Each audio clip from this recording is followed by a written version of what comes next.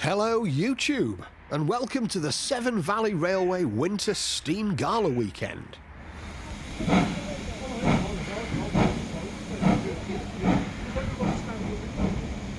We arrive at the railway's northern terminus, Bridge North, just in time to watch Great Western Manor Class 7812 disappear down the line on the 12:05 service to Kidderminster. The 16-mile-long Severn Valley Railway runs from Bridge North in Shropshire to Kidderminster in Worcestershire. It follows the course of the River Severn for much of its route. From Bridge North, the line travels south to Hampton Load and then on to Highley. Highley is home to the Engine House Visitor Centre. Opened in 2008, the engine house serves the practical purpose of storing out-of-ticket engines awaiting their turn in the workshop, but also serves as the SVR's primary museum space. One of my favourite engines is this War Department Austerity 210 from the Longmoor Military Railway in Hampshire, named Gordon. The viewing gallery offers a great place to watch the trains, and we catch up with 7812 as she leaves Highley.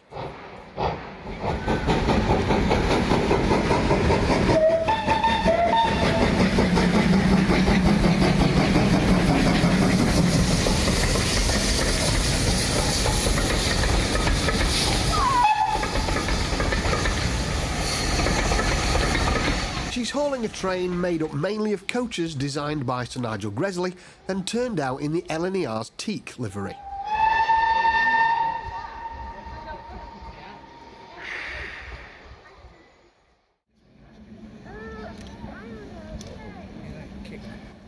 Shortly before 7812 had departed, Great Western Pannier Tank 7714 had arrived with its train into Platform 2.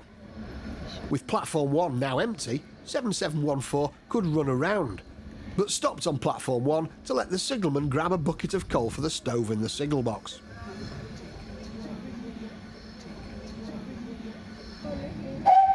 Once the bobby had enough to keep him warm for the rest of the day, 7714 could connect back up to its rake of Great Western coaches.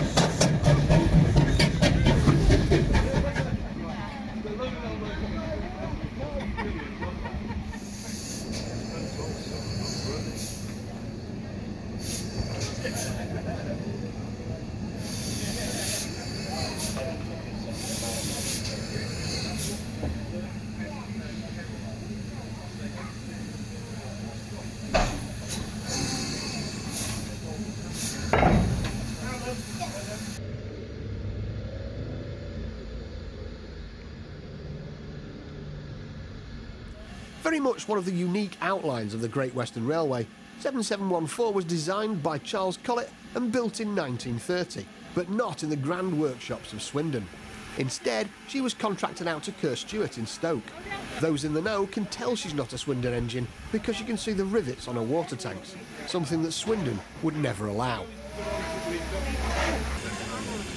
As 7714 simmers in anticipation of her departure from Platform 2, waiting patiently for her next service is British Railways Standard 4 number 75069.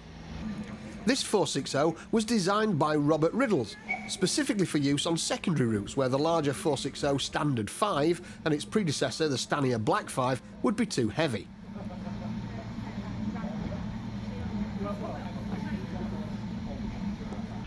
Time passes as we await the arrival of the inbound 1243 service, headed by locomotive number 43106.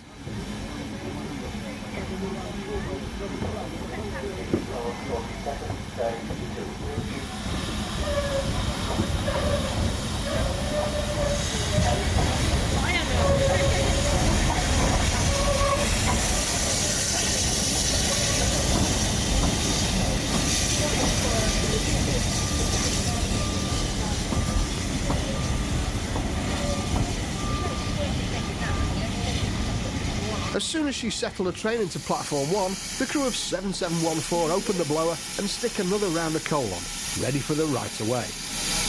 And at 12:47 precisely, they head off on their local service to Bewdley.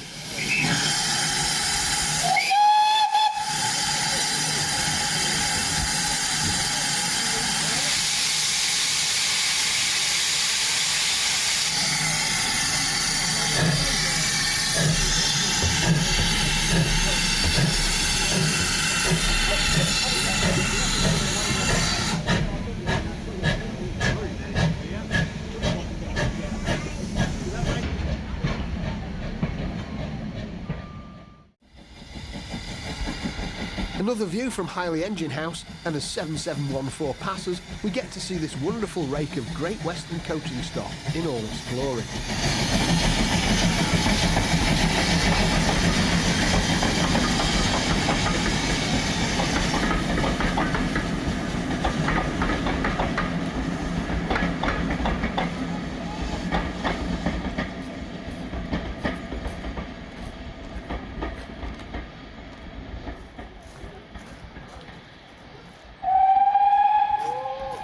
We leave the Pannier Tank to travel south, and we nip back up to Bridgnorth engine sheds, where 75069 is still waiting the arrival of her next train.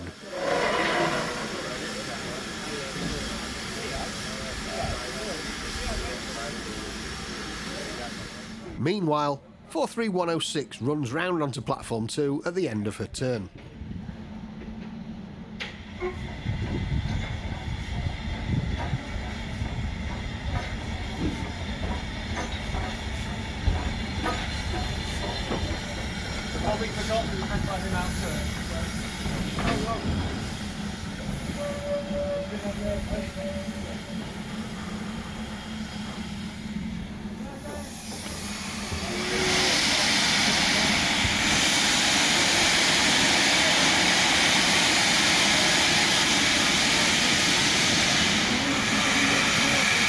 With drain cocks wide open to warm the cylinders up and prevent hydraulic lock, 75069 starts away to head up the next train south.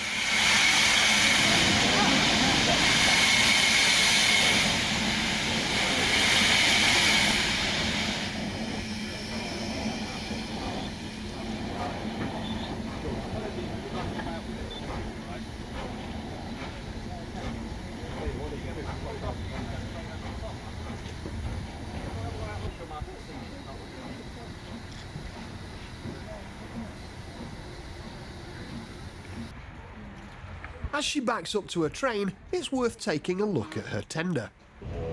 75069 was allocated to the southern region of British Railways, and because much of that network was electrified using third rail, there were very few water troughs.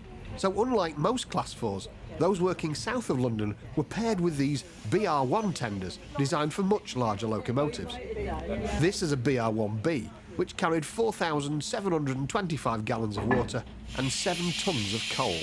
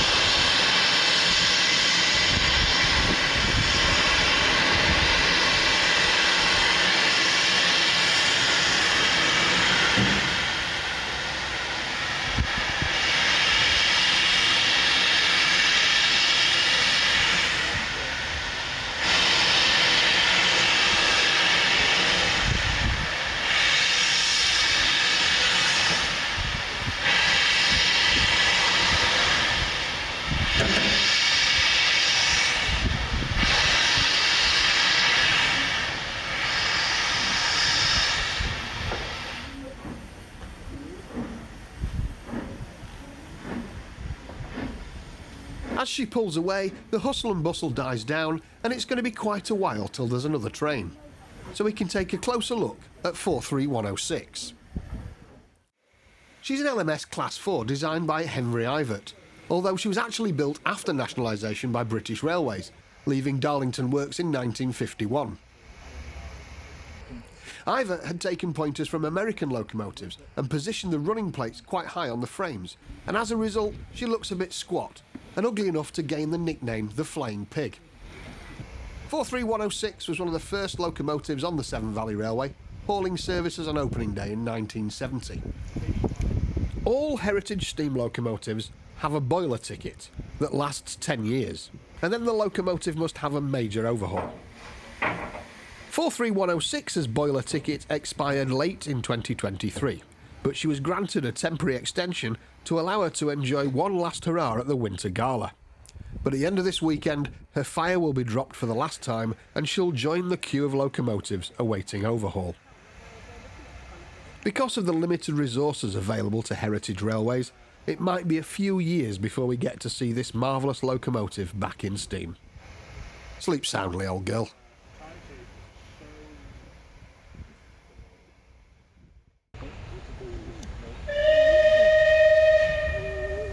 Another engine that was having one last turn before overhaul was Southern Railway 21C127 Tor Valley.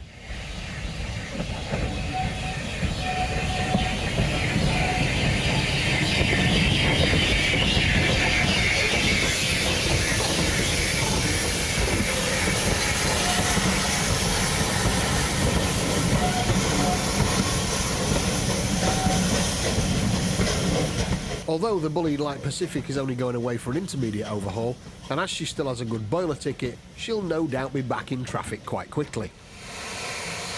Outshopped in 1946, she was originally built with the air-smoothed casing that earned the class the nickname Spam Cans. That was removed in 1957, and I think the rebuilt Bullied Pacifics are some of the finest looking steam locomotives ever built. Though not everything Oliver Bullied did looked pretty. According to the Gala Weekend webpage, this livery is an inauthentic wartime black. Now, I'm not sure what that means, but as she was renumbered by BR several years before she was rebuilt, the fact that she's still toting a Southern Railway number is also inauthentic. Now, I know some enthusiasts get all bent out of shape about such things, but from my point of view, I'm just delighted to see any steam locomotive in service, whatever livery or number she's sporting.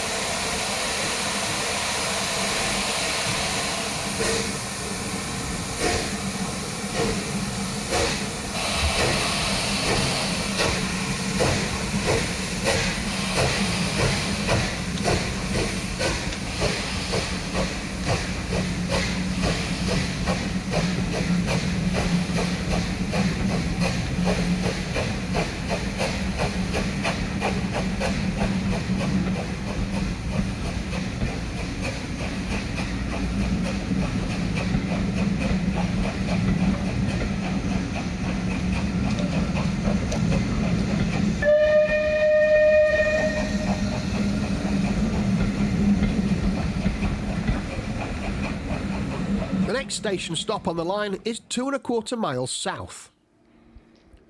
This is Arley, the quintessential quiet country halt, the sort that attracted few passengers even in its heyday, and then attracted controversy when Dr. Beeching recommended its closure. But Beeching's name was also responsible for putting it firmly on the map when the BBC filmed the sitcom Oh Dr. Beeching here at Arley Station.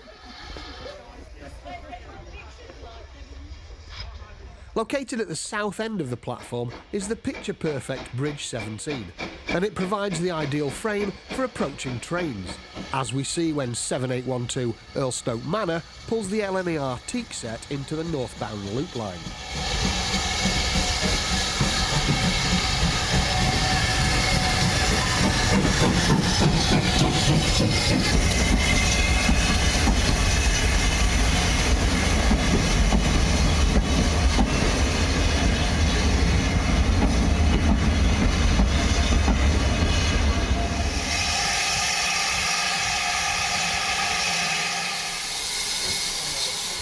After a short wait for passengers, she gets the right of way and barks her way northward up the valley.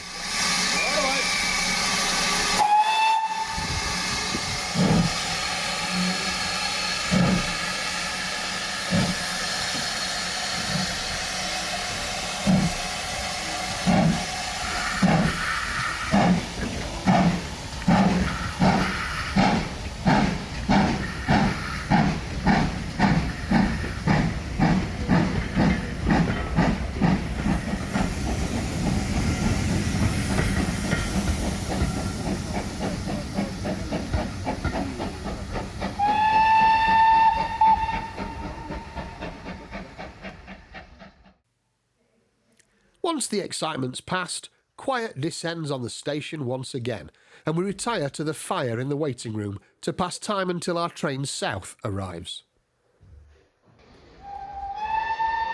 We hear the distant whistle, and Stanier Mogul number 2968 rounds the bend into Arley.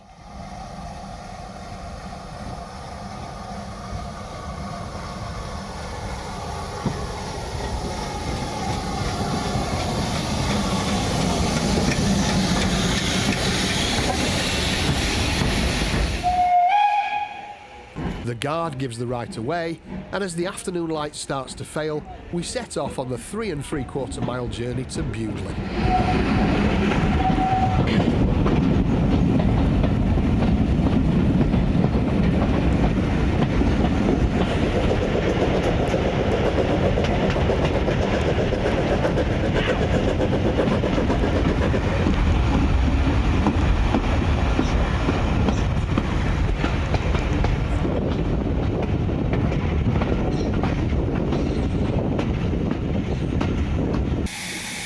Station has 3 platforms and was formerly a junction for the Severn Valley line and 2 other branch lines, the track beds of which are both now used as sidings. Trains north pass over the impressive Ribbon Viaduct, whilst those heading south, well, we're heading south. Let's take a look.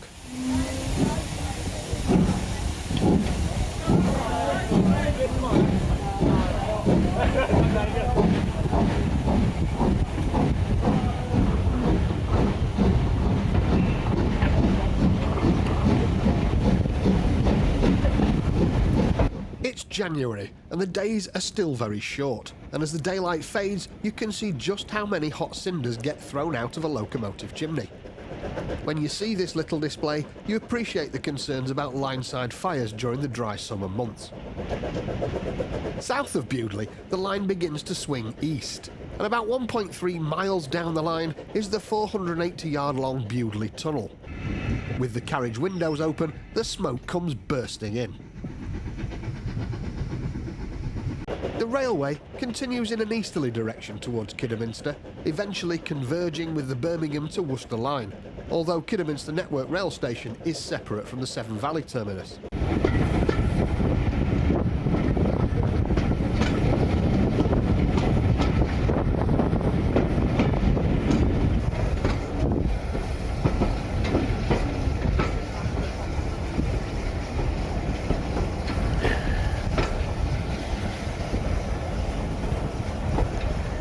It's getting dark as we pull into Kidderminster to see the Stanier Mogul close up as she prepares to run around a train.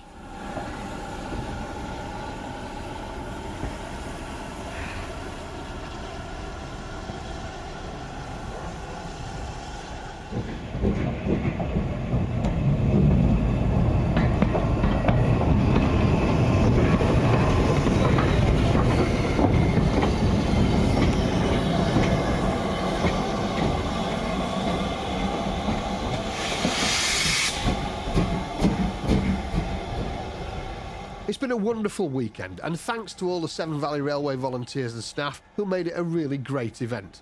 And as always, thanks to you for watching.